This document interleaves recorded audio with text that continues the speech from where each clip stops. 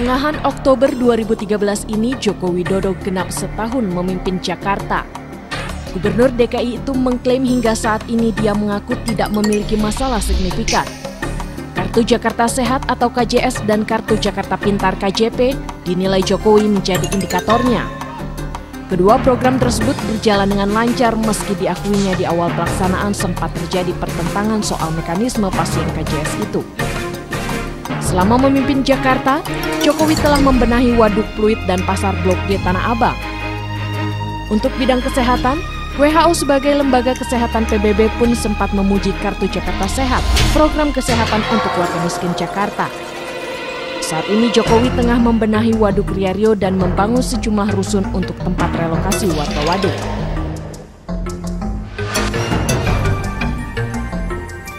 Namun yang masih menjadi pekerjaan rumah adalah transportasi untuk mengatasi kemacetan dan juga masalah banjir kala musim hujan. Untuk masalah transportasi, hampir setahun memimpin ibu kota, Jokowi dinilai belum menyentuh kebijakan transportasi untuk mengurai kemacetan. Dengan kebijakan pemerintah pusat terkait program mobil murahnya, Jokowi dipastikan tambah pusing memikirkan jalan keluar mengatasi kemacetan ibu kota yang setiap hari semakin mengular. Sebagian kalangan menilai, ada baiknya Jokowi segera melanjutkan 17 langkah atasi kemacetan Jakarta yang pernah diinstruksikan Wakil Presiden Budiono pada 2 September 2010 lalu. Instruksi ini sendiri sempat terhenti pada era Fauzi Bowo. Masalah transportasi lain juga harus segera dibenahi Jokowi, seperti jalur busway yang belum steril, juga peningkatan kapasitas kereta api sebagai transportasi komuter. Setahun memimpin, bagaimana kondisi transportasi Jakarta?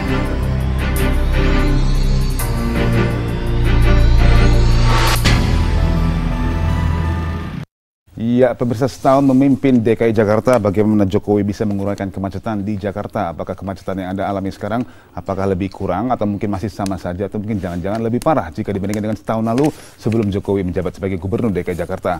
Baik, bicara mengenai kemacetan, kita akan melihat langsung di lapangan. Ada rekan William Darmawan akan melaporkan langsung bagaimana situasi lalu lintas dari Bundaran HI Jakarta Pusat. William.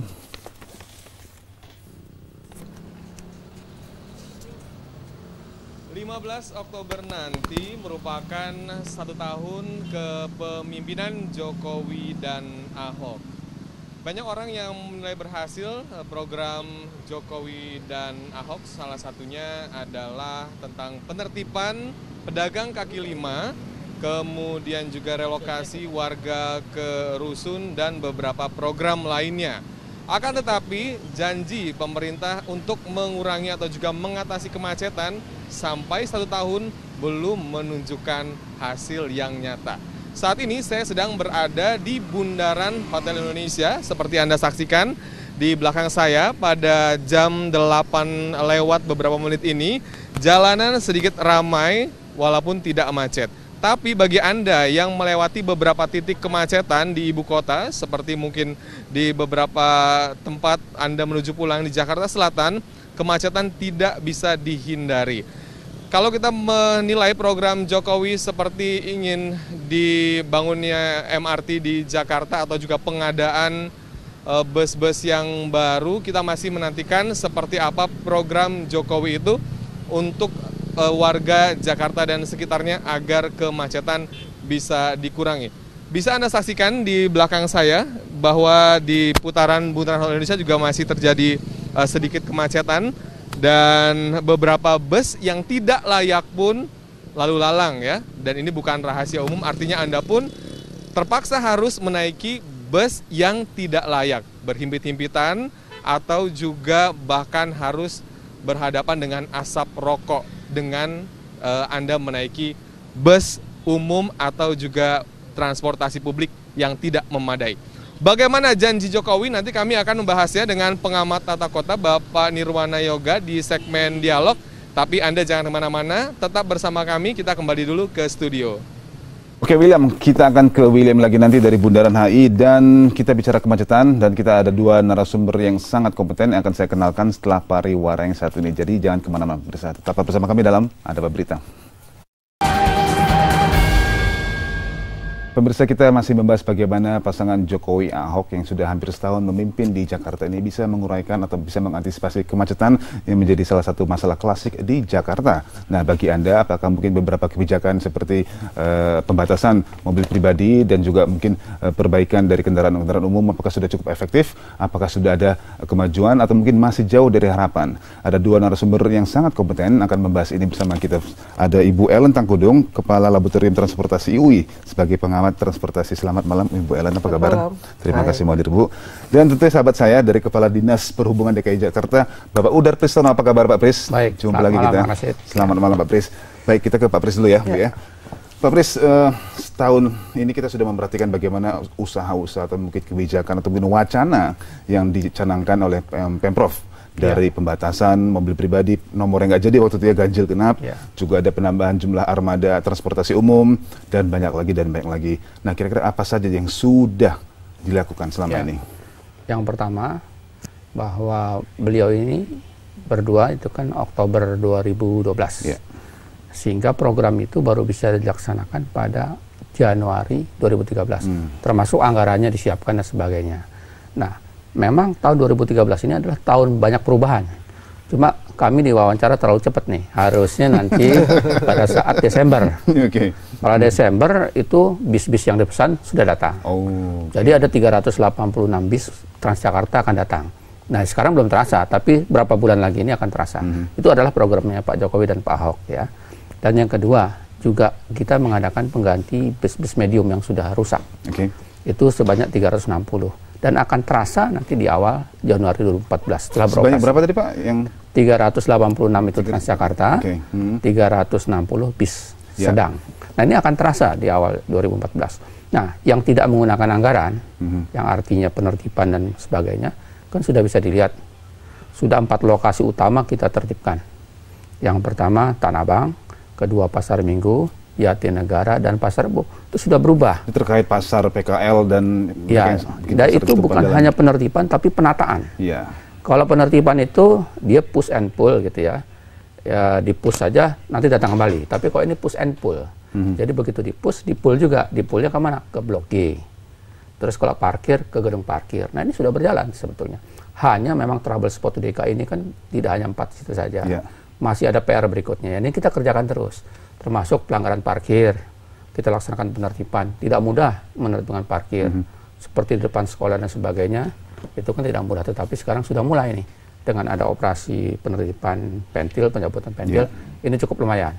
Dan satu lagi, sebetulnya yang agak besar dan makro begitu ya, jangka panjang, yaitu besok, tanggal 10 Oktober itu groundbreaking. Groundbreaking untuk? MRT. Jadi yang ini yang kita tunggu-tunggu. Groundbreaking itu bukan artinya penggunaan pilot, tapi mulai ngebor dan sebagainya itu mulai besok. Dicanangkan oleh Pak Gubernur Jokowi itu pada jam 10 besok tanggal 10. Berarti ada pekerjaan di jalan, berarti akan macet lagi dong Pak beberapa titiknya? Ya, sebetulnya kita sudah menyiapkan traffic management during construction. Ya, kita akan berusaha, memang mungkin macetnya tidak separah kalau kita tidak melakukan TMDC itu. Kita berusaha untuk itu. Dan ini berjalan ya secara bertahap, jadi tidak akan menimbulkan kemacetan. Dan jalan alternatif pun sudah disediakan. Pak Pris, seingat saya, mungkin koreksi saya jika salah, seingat saya pada tahun lalu kita sering berdialog, inti atau mungkin tujuan utama adalah untuk bagaimana mengurangi penggunaan mobil pribadi, dan mereka yang biasa menggunakan mobil pribadi dianjurkan untuk mengandalkan transportasi umum. Nah, saya juga ingat waktu itu sekitar menjelang April tahun ini, Pak Pris mengatakan mungkin ada sekitar penambahan 1.000 unit Kopaja yang terintegrasikan dengan Transjakarta. Nah, kita bahas itu satu persatu kita bahas Pak. Nah, itu bagaimana statusnya sekarang Pak? Jadi kalau medium, apakah Kopaja atau Metro Mini yang sudah rusak ya akan digantikan. Nah, tahun depan ya sudah diprogramkan itu ada 1.000 bus Transjakarta dan juga 3.000 bis sedang. Nah, ini bukan main-main, artinya sudah terprogram. Nah, kemarin itu ada hambatan dalam pelaksanaan pengadaannya. Karena kalau kita memang melakukan suatu lelangnya kan lelang terbuka. Kemungkinan gagal lelang itu ada. Nah, sekarang akan dicari jalan keluarnya. Kami sudah berkoordinasi dengan LKPP. LKPP itu mencarikan jalan keluar.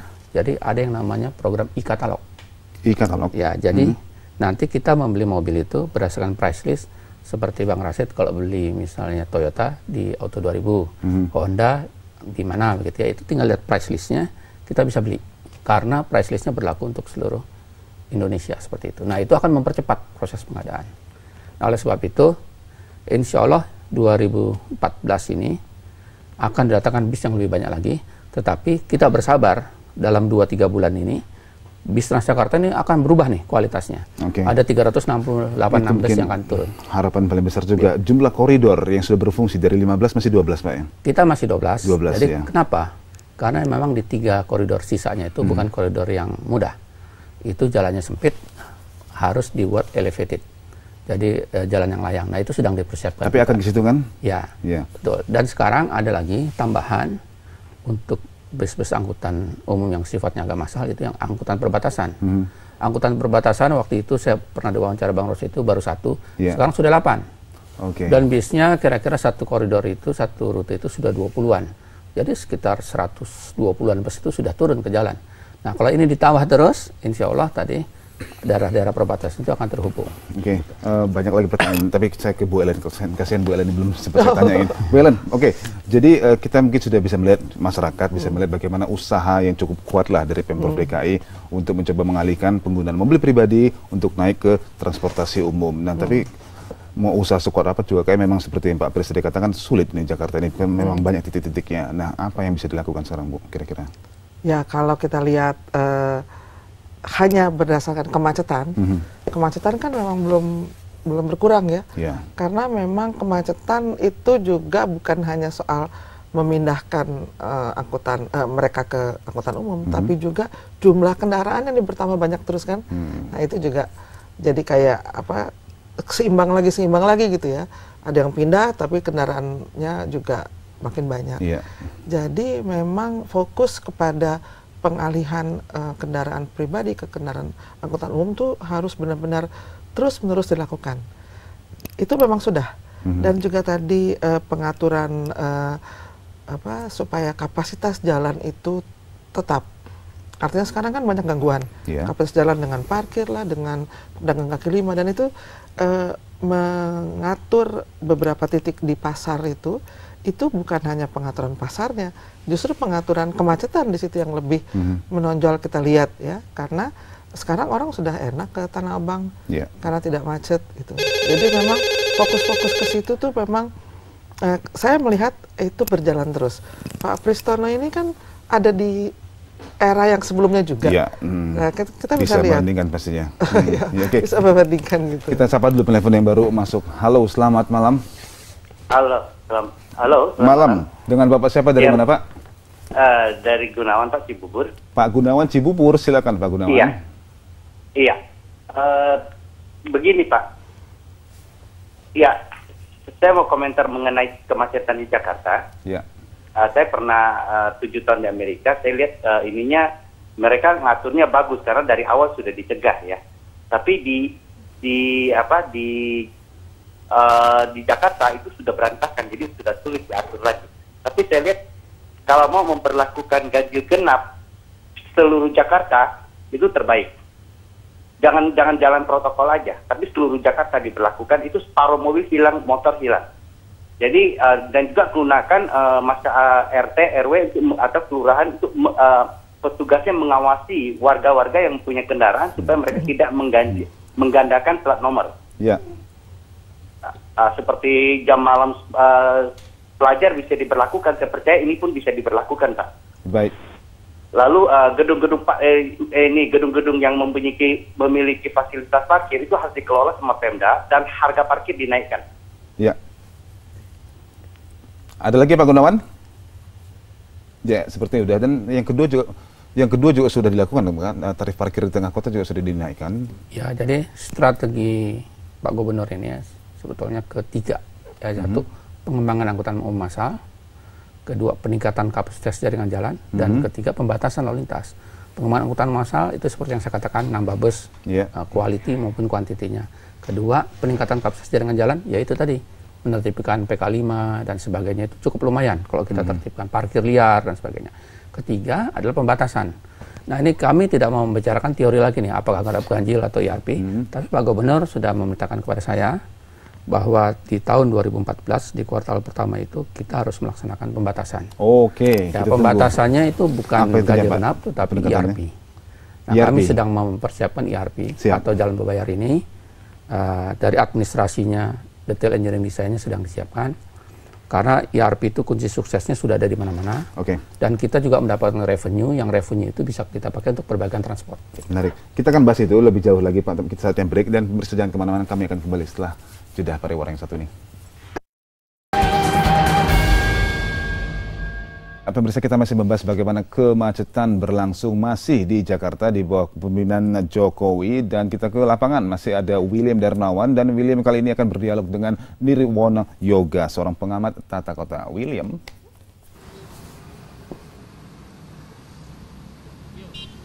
Ya, terima kasih Abdul Rasid, dan seperti yang tadi kami informasikan bahwa kami telah bersama dengan Bapak Nirwana Yoga, pengamat tata kota, dan kita akan mengevaluasi bagaimana kinerja Jokowi untuk mengatasi kemacetan selama 1 tahun yang tepat jatuh pada tanggal 15 Oktober nanti.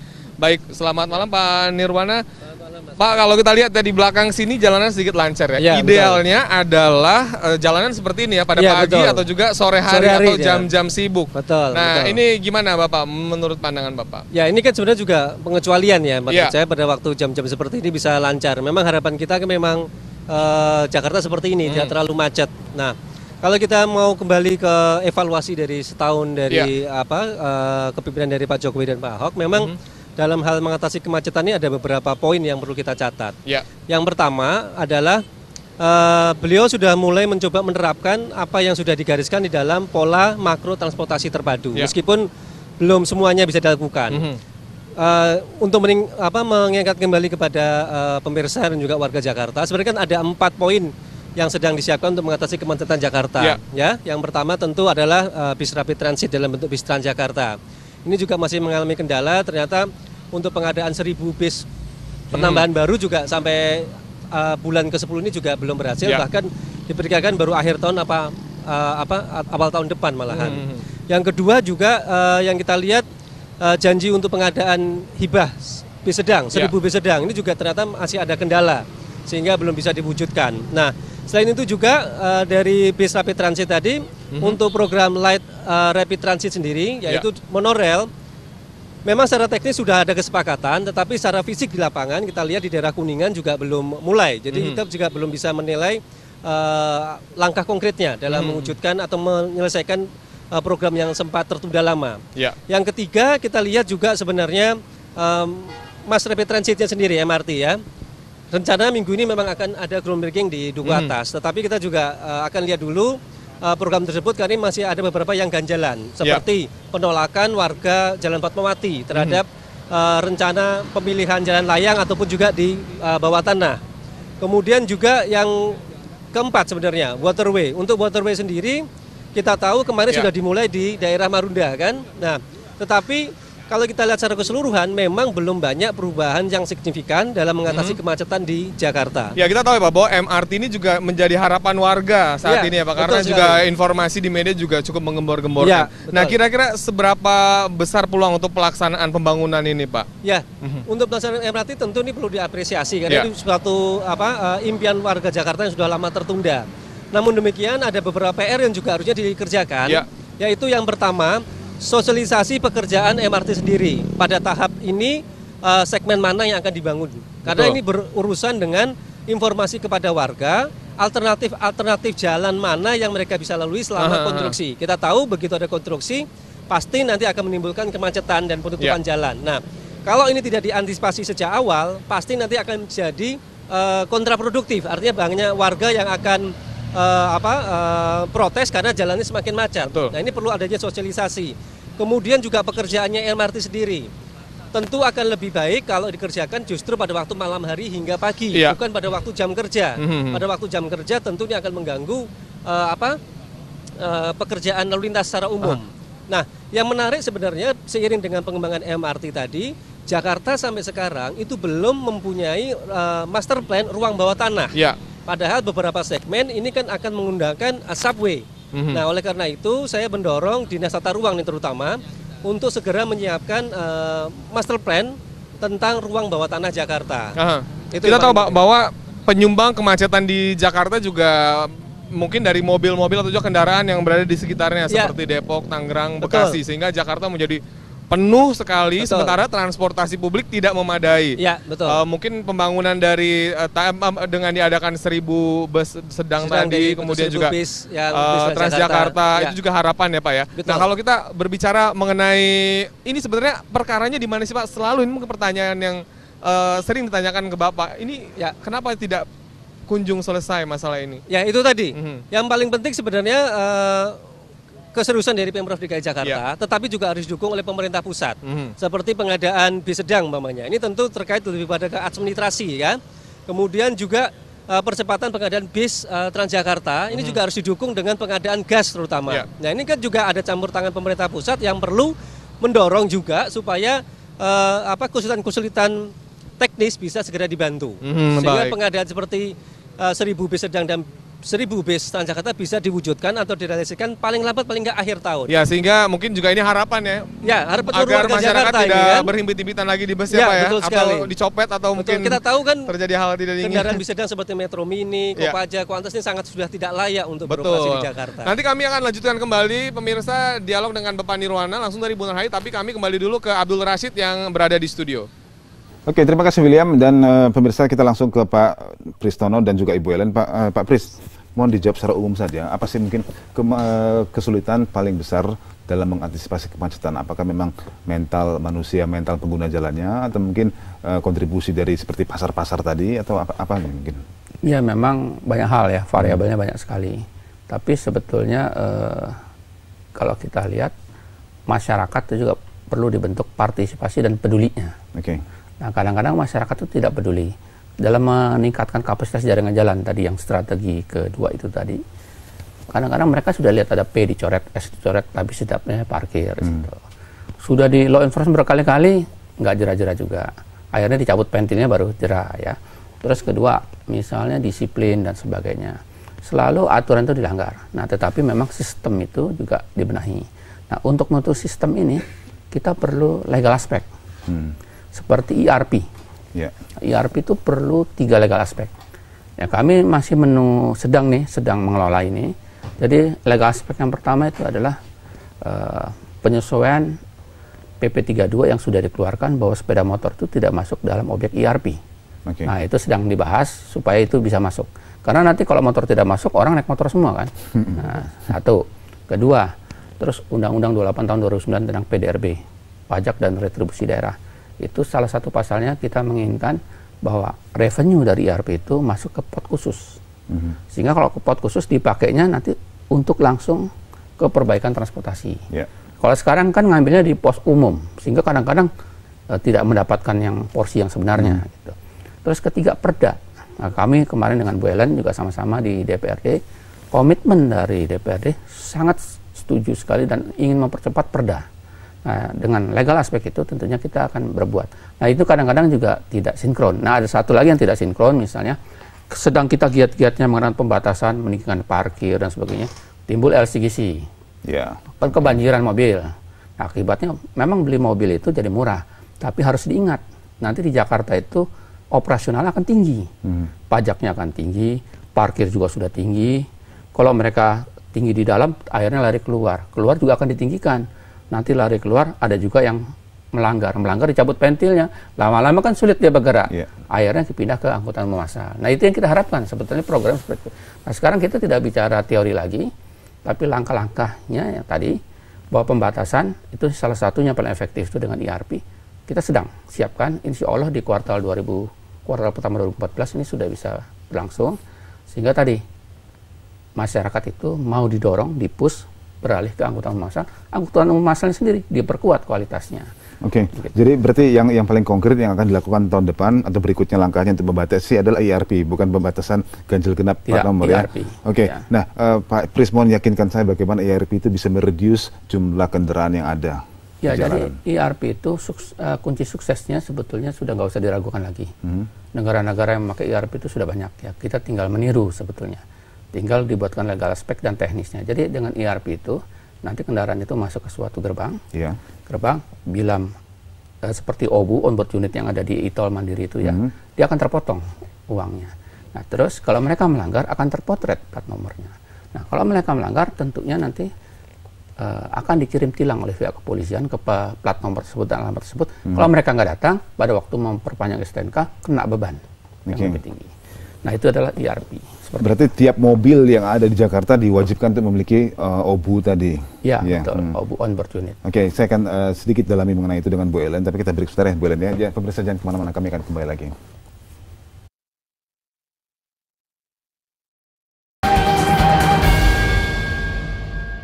Ya, kita masih lanjutkan mengenai kemacetan yang masih berlangsung mungkin di bawah kepemimpinan Jokowi. Saya ke Bu Ellen. Bu Ellen, Ibu dari UI, misalnya Ibu sudah memiliki atau mungkin punya akses banyak sekali mengenai data-data, studi mengenai kemacetan di Jakarta, penyebab dan semua segala macam lah pokoknya. Nah, yang jadi pertanyaan saya, dari sekian ribu mungkin banyaknya data dan studi mengenai kemacetan itu, kenapa kok sulit sekali bagi Pemprov DKI untuk betul-betul menegaskan antisipasi kemacetan? Ya, sebenarnya kan apa yang sudah dikaji, apa yang sudah diperhitungkan, apa yang sudah dilakukan simulasi oleh para pakar, itu sudah ada keluaran dalam bentuk macam-macam. Seperti pola transportasi makro DKI, kemudian tadi ada 17 langkah. 17 langkah mengatasi kemacetan Jakarta itu kalau dilaksanakan saja semua, itu pasti ada pengurangan kemacetan. Karena beberapa hal itu dilakukan, kan sudah kelihatan mulai. Jadi yang penting adalah roadmap-nya itu. Jadi kalau dikatakan sulit, ya apa ya, political will-nya belum ada, atau action-nya belum ada, tapi sebenarnya kan itu sudah ada. Tapi memang ketika itu dilaksanakan, banyak hal yang harus diintegrasikan. Kesulitan di DKI atau di Indonesia ini adalah integrasi antara lembaga maupun kementerian. Lintas ya, kalau sudah lintas sektor. Itu sudah, itu lintas vertikal dan horizontal. Ya maksudnya horizontal dengan sesama Bogor, Depok, Tangerang, Bekasi di sekitar kita. Itu kan kalau itu bisa diintegrasikan dengan baik programnya, terutama transportasi. Transportasi itu kan lintas. Orang kalau kita bicara soal IRP, itu kan tidak bicara koridor itu sebenarnya. Orang tuh ketika berangkat, dia sudah harus siap bahwa dia mau naik mobil atau mau meninggalkan mobilnya naik kendaraan umum. Jadi sudah mulai dari awal perjalanannya. IRP itu salah satu yang menjadi kunci sukses adalah kalau paket seluruhnya itu berjalan. Jadi bukan hanya soal gantry-nya, road pricing-nya berapa, tapi bagaimana angkutan umum disediakan, park and ride di awal perjalanan disediakan, kemudian fasilitas pejalan kaki. Karena kan kita tahu perjalanan orang tuh diawali dan diakhiri dengan jalan kaki kan. Nah, paket itu tuh harus terjadi gitu. Jadi kalau itu tidak terlaksana dengan baik, maka ya orang akan tidak masuk ke koridor itu kalau tidak mau masuk, tapi akan jalan-jalan di sekitarnya. Jadi macet di sekitarnya gitu. Itu berarti harus difasilitasi oleh Pemprov untuk betul-betul memfasilitasi warga sangat nyaman yang begitu keluar dari rumah jalan kaki dan betul-betul menuju ke transportasi umum dengan nyaman ya. Dengan nyaman. Dia meninggalkan mobilnya misalnya di stasiun atau di terminal. Nah, keadaan seperti sekarang yang kita hadapi ini, menurut perkiraan Ibu, kira-kira butuh waktu berapa lama untuk sampai ke titik itu? Ke titik di mana tidak ada macet. Ya, nyaman lah, transportasi umum sudah nyaman. Ya, kalau itu dilaksanakan terus-menerus sesuai dengan perencanaannya. Katakan MRT 6 tahun, monorail 4 tahun. Kemudian proses untuk perbaikan seperti ini kan harusnya lebih cepat. Ada 1000 bus, ada ini ya, saya mengharapkan dalam masa kepemimpinan Jokowi itu bisa. Dalam 10 tahun ini deh dapat ya masih? Ya harus lebih cepat dong. Harus lebih cepat. 4 tahun, 5 tahun, jangan 10 tahun kelamaan. Saya nggak bisa menikmati nanti kalau kelamaan. Ya, jadi artinya harus lebih cepat, jangan 10 tahun. Bisa lebih cepat, saya pikir kalau itu roadmap-nya terus menerus dilaksanakan dan jangan mundur. Dan untuk kota Jakarta atau Jabodetabek ini pemerintah pusat juga harus ikut gitu. Jadi jangan dikatakan bahwa itu hanya pemerintah daerah, karena kan banyak jalan di Jakarta ini juga terkait dengan moda lainnya, seperti kereta. Seperti kereta kan juga bukan Pemda DKI yang harus menyelesaikan misalnya simpang sebidang antara kereta dan jalan raya. Yeah. Nah, itu kan siapa harus menyelesaikan gitu. Memang itu Pemda DKI juga ada, tapi kan harus ada juga pemerintah pusat yang memberikan peluang-peluang untuk ada integrasi seperti itu gitu. Pak Pris. Iya. Nah, itu mimpi kita tadi sebagaimana warga Jakarta. Mungkin dalam kurun waktu nggak sampai 5 tahun bisa lah kita merasa nyaman, kita nggak perlu naik mobil lagi, saya hanya perlu jalan kaki ke tempat di mana ada naik kereta atau apapun sampai ke kantor. Ya, sekarang program Pak Jokowi dan Pak Basuki itu lebih nyata kalau saya lihat ya, actionnya. Yang pertama, kita bergerak itu bukan penertiban, sebenarnya penataan. Contoh, waduk fluid. Kalau penertiban itu hanya dibersihkan saja, waduknya berfungsi baik, tapi dia akan kembali lagi. Kalau sekarang kan ditata, mereka itu dipindahkan ke Marunda. Di Marunda kita siapkan rusun yang baik, disiapkan alat transportasinya, bahkan ada kapal khusus ya dari Marunda ke tempat Kali Adem, tempat mereka bekerja, itu disediakan. Tanah Abang, PK5 tidak hanya digeser, mereka ditempatkan ke Blok G. Terus juga parkir liar ditempatkan ke gedung-gedung parkir. Nah sekarang seperti Roxy. Roxy ini masalah parkirnya sangat tinggi. Nah kami sudah berkoordinasi dan oleh Pak Wagub sendiri dipimpin rapatnya bahwa di depan Roxy itu ada tanah kosong. Nah mereka diwajibkan, didorong, dipaksa supaya tanah kosong itu jadi tempat parkir. Nah itu kan solusi yang maksud saya jitu gitu ya. Jadi memindahkan, kalau hanya menertibkan kan nggak akan beres-beres. Nah langkah-langkah seperti itu sekarang sudah terasa. Jadi artinya bis kurang. Pak Gubernur melihat sendiri bis sedang itu awut-awutan. Langkahnya apa? Ya kalau nungguin mereka ganti kan bisa berapa puluh tahun. Akhirnya dibelikan bus. Misalnya 3.000. Nah nanti itu mereka akan bekerja sama dengan BUMD yang akan menangani itu. Jadi mereka tidak kehilangan pekerjaan, supir tetap bekerja sebagai supir, pemiliknya nanti di sana sharing ya sebagai saham. Nah kita akan laksanakan itu. Dan itu bukan omong kosong lagi. Pertama sekarang 360, tadi memang Pak Nirwono sebutkan 1.000. Tapi memang yang namanya lelang itu kan kita transparan terbuka, ada yang gagal dan sebagainya, akhirnya berkurang. Jadi 360 itu pun sudah alhamdulillah tuh.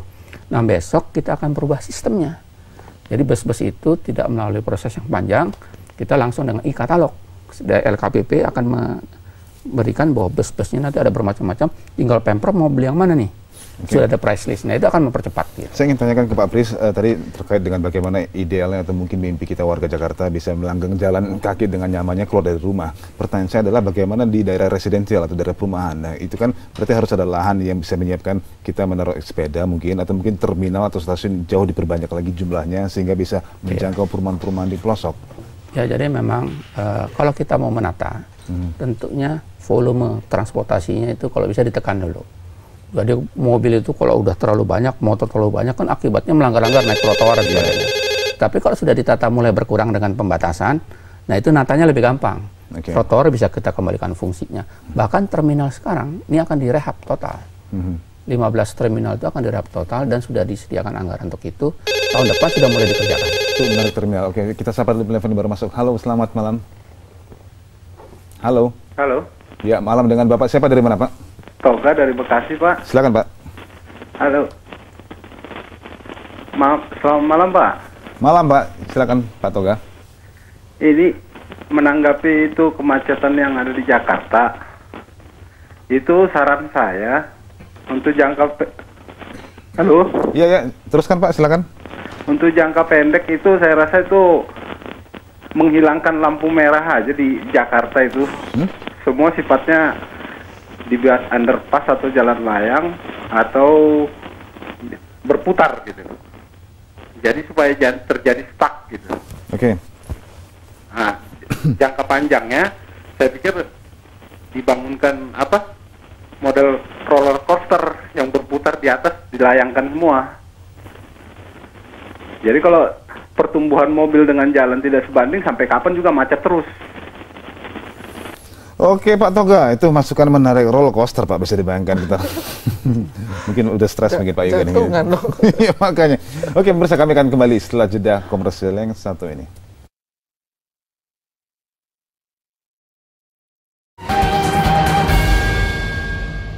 Oke, bagaimana mengurangi kemacetan di era Jokowi yang sudah hampir setahun? Di segmen terakhir, Pak Pris, saya ingin tanyakan apa yang Pak Pris harapkan dari masyarakat? Kontribusi apa nih ke masyarakat yang betul-betul bisa membantu Pak Pris untuk mengurangi kemacetan? Ya, yang pertama, peduli dulu. Peduli kepada aturan yang sudah ada. Sebagai contoh, busway itu memerlukan jalur yang bersih, clean, ya. Tapi kenyataannya sekarang diserobot, ya kan, diserobot. Walaupun sebelahnya itu sedang-sedang saja, tapi diserobot juga. Nah itu, sudah lihat ada rambu besar-besar seperti itu, ada separator kok masih juga masuk. Nah itu kepedulian ya. Terus kedua, tadi kalau ada peningkatan kapasitas jaringan jalan itu, janganlah dilanggar rambu-rambu itu. Sudah sangat jelas. Terus kalau parkir dan sebagainya itu, kan sudah disediakan parkir di dalam, tapi mereka inginnya memang keluar. Nah, tetapi itu tidak masalah kalau sekarang ini akan sudah mulai tertib ya dibersihkan. Jadi itu saja dulu sebetulnya. Dan satu lagi bahwa pemerintah pusat ya tolonglah bantu Pemprov DKI dengan regulasi yang ada. Sebagai contoh, Pak Gubernur ini sedang menyiapkan konsep surat.